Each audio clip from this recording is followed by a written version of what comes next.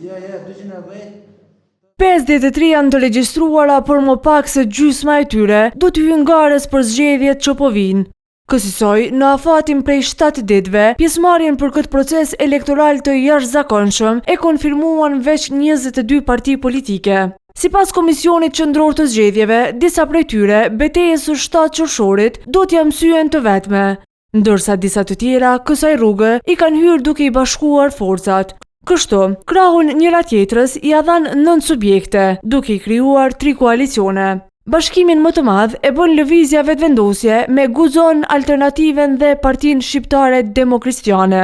Përveç këtyre, bashku bën edhe Demokratska Stranka Boshnjaka dhe Demokratska Stranka Vatan, koalicia Vakat.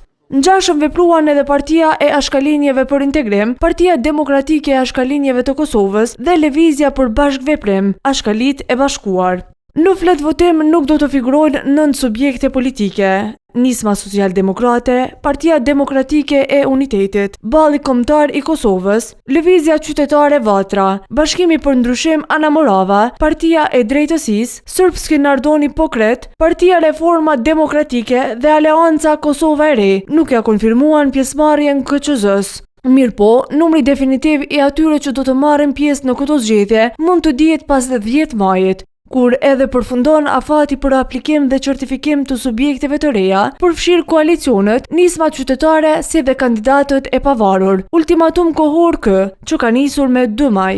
Megjithatë, të gjitha partitë para vetës e kanë edhe një punë tjetër që duhet kryer. Atë të dorëzimit të listave të kandidatëve për deputet, e që për ta përfunduar, kanë kohë deri të martën e 12 majit.